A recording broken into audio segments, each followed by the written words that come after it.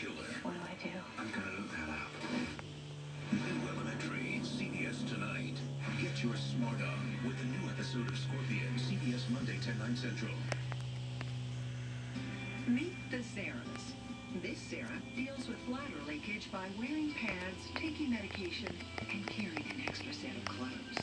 This Sarah used a non-prescription device called Apex M in the comfort of her own home just 10 minutes a day.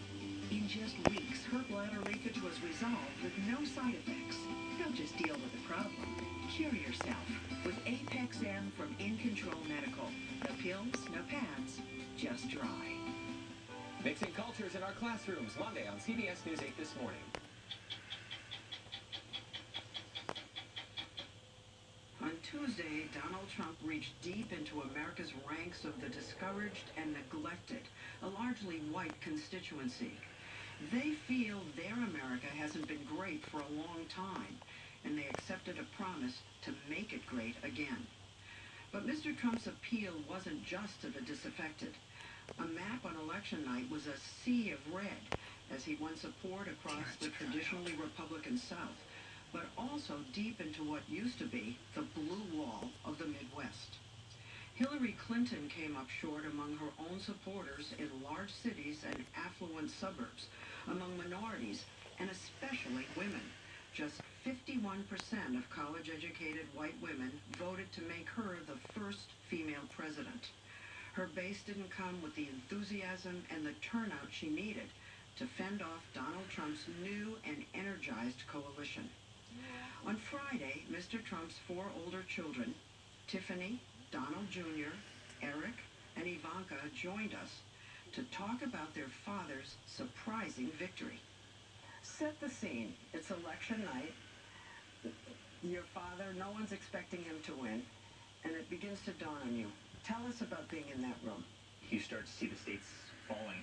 You start seeing Florida come in, and he was declared the winner. And then you saw Ohio, you saw North Carolina, you saw Pennsylvania, you saw Wisconsin. I mean, you saw these great states, they're all falling. And I think it was when we got to Pennsylvania that we knew, and it was amazing. We were high-fiving, and we were all hugging as a family, and I actually think our father was the calmest of all of us, even though he was really, obviously, the center of attention. So He was quiet is what I heard. it's a moment I'll never forget, I can tell you that. I mean, the team was around, and everybody's cheering, and it was a beautiful night.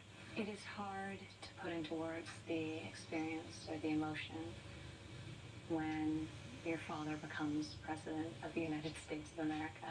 We had enormous pride, joy.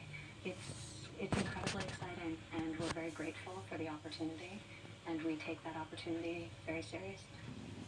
I mean, I don't think we can really prepare for our father becoming president, but we were all there together with everyone that's worked so hard, and my dad has worked so hard, and it's really awe-inspiring. At some point that night and into the next day, calls from well-wishers started pouring in, including, Mr. Trump told us, from both ex-Presidents Bush, neither of whom supported him in the campaign. What did the Bushes say when they called you? Well, it was very interesting. I got a call from Father Bush, who's a wonderful man, and he just said, congratulations, that was an amazing campaign. And then I got a call from George, and he said, congratulations, it was great. And, you know, look, it's a tough situation. I went to war with Jeb, and Jeb's a nice guy, but it was a nasty